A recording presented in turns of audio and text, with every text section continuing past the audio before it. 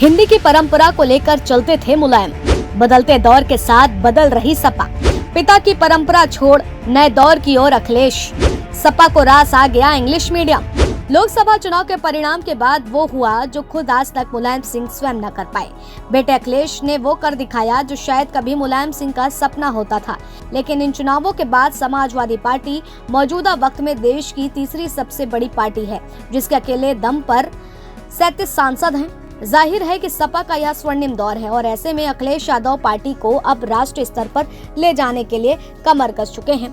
यही वजह है कि विधायकी और सांसदी दोनों होते हुए भी उन्होंने सांसद का पद को कायम रखा है और विधायक पद छोड़ दिया है। अखिलेश दिल्ली की राजनीति में पहुंच चुके हैं, तो साथ ही समाजवादी पार्टी में भी एक बड़ा बदलाव देखने को मिल रहा है। वो पार्टी जो सदैव से हिंदी की हिमायती रही है, अब वही अंग्रेजी की ओर झुक रही है, जिसकी पहली झलक दिखी है पार्टी के मुखपत्र समाजवादी बुलेटिन में। सवाल उठता है कि क्या राष्ट्रीय पार्टी बनने की कोशिश में समाजवादी पार्टी अपने मूल सिद्धांतों से पीछे हट रही है? सपा को आखिर अंग्रेजी मीडियम पसंद क्यों आने लगा है?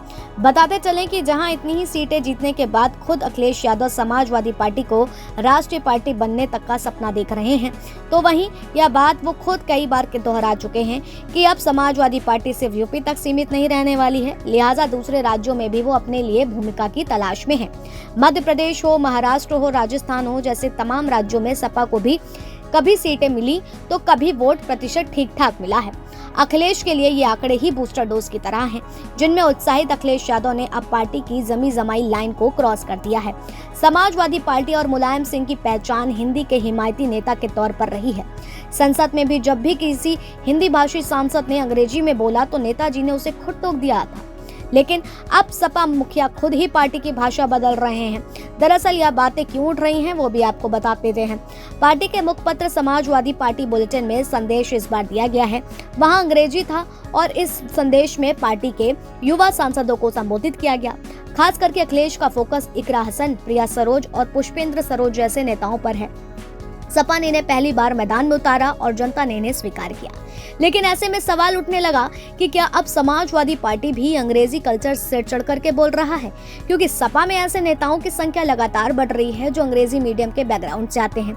खुद पार्टी अध्यक्ष अखिलेश यादव सिडनी यूनिवर्सिटी से पढ़ाई कर चुके हैं और अच्छी अंग्रेजी भी बोलते हैं। वहीं पार्टी में युवा नेताओं की एक नई खेप तैयार हुई है। मगर आपने देखा होगा, इससे पहले भी अखिलेश यादव खुद लगातार हिंदी ही बोलते दिखाई दिए हैं। उस वक्त भी जब अखिलेश ने हिंदी में ही बात रखी है, जब भी उनसे अंग्रेजी में सवाल किए गए। कई अंग्रेजी अखबारों और अंग्रेजी चैनलों पर भी अखिलेश ने इंटरव्यू के दौरान हिंदी का ही प्रयोग किया। लेकिन अब अखिलेश ने लाइन बदल दी है। हालांकि पार्टी के सूत्रों के मुताबिक अंग्रेजी का प्रयोग सिर्फ विज्ञापितों यानी कि विज्ञापन तक ही सीमित रहने वाला है। चूंकि पार्टी राष्ट्रीय स्तर पर उतर रही है, तो ऐसे में दक्षिण भारत के राज्यों के लिए संवाद का माध्यम अंग्रेजी को ही रखना चाह रही है। पार्टी का कहना है कि अंग्रेजी का प्रयोग खुद के विस्तार के लिए वो कर रही है। पार्टी के भीतर संवाद का जो माध्यम है वो पहले की तरह हिंदी ही रहेगी। बहरहाल समाजवादी पार्टी के भीतर ये बदलाव दिलचस्प हो सकता है कि आने वाले दिनों में अखिलेश यादव चैनलों पर भी अंग्रेजी बोलते दिख जाएं, जिससे उन्होंने अब तक परहेज किया। सवाल ये भी है कि अंग्रेजी मीडियम की ओर जा रही समाजवादी पार्टी क्या वाकई अपने इस बदलाव के जरिए अपना मूल चेहरा बचा पाएगी?